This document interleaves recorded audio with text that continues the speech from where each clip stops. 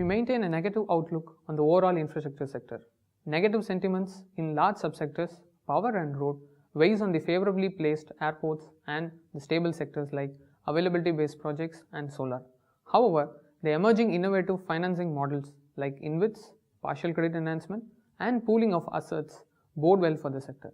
Our belief is that the new financing model like InvIT and subordinated debt with no rights to call an event of default or debt payment acceleration has the ability to bring a paradigm shift in the credit profile of the assets.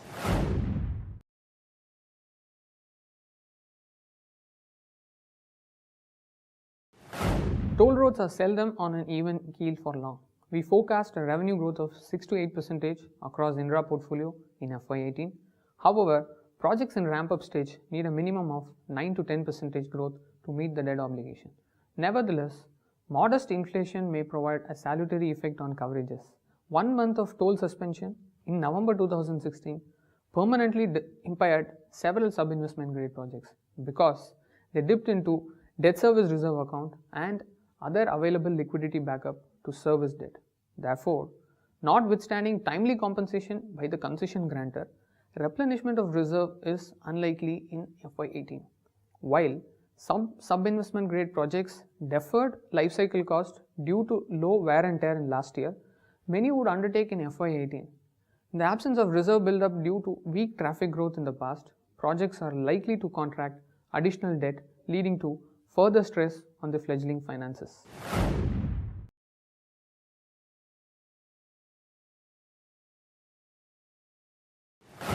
Thermal power plants are currently encountering multiple challenges: proliferating and competitive infirm renewable capacities, tipped demand, irregular scheduling of power by utilities, and deferment of long-term bids and its conclusions would elevate the stress on financial performance. Also, we expect the PLF to ebb further in the coming years.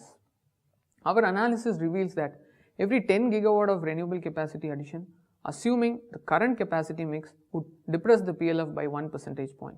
Projects earning revenues on return on equity basis, selected under Case 2 models and with a fuel pass-through clause, are insulated from the vagaries of the sector to a large extent.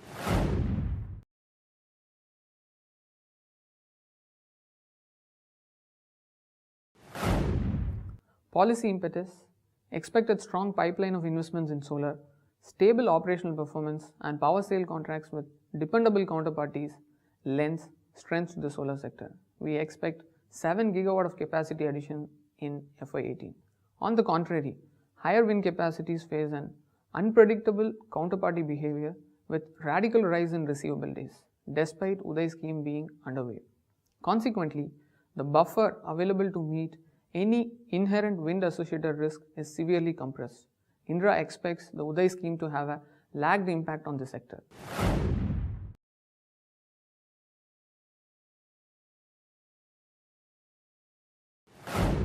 We believe that with the fast-paced renewable capacity additions of about 20% in the coming year, decelerating power demand growth not more than 6 to 7%, and the least priority accorded to thermal power scheduling, PLF levels are unlikely to see a northward movement.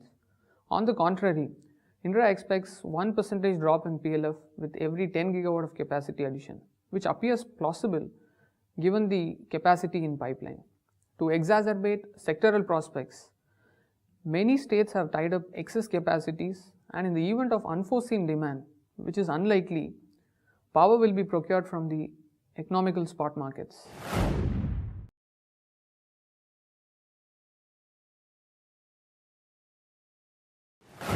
Power projects in general are hostages to state utilities' behavior and face a double whammy situation given the very high dependence both to scheduled power and for receipt of energy charges.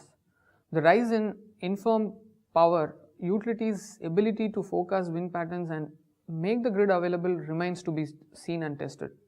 Our sense is that the temporary grid disruptions are not completely ruled out in the coming year.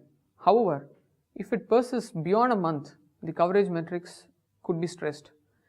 Despite the must-run status, non-availability of corridor to evacuate power for solar project is a cause for concern.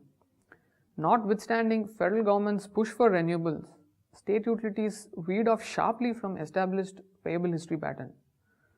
Although the working capital and debt service reserve account acts as a lines of defense, continued delays have the potential to jeopardize the rating. Therefore, counterparty is the major obstacle for renewable projects growth.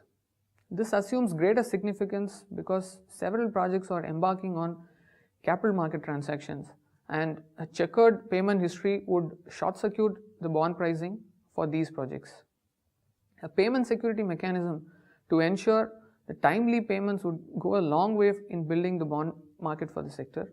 On the positive side, if you look at it, solar projects benefits from stable operational performance, and power contracts with creditworthy counterparties like GUVNL and SECI benefits this sector a lot.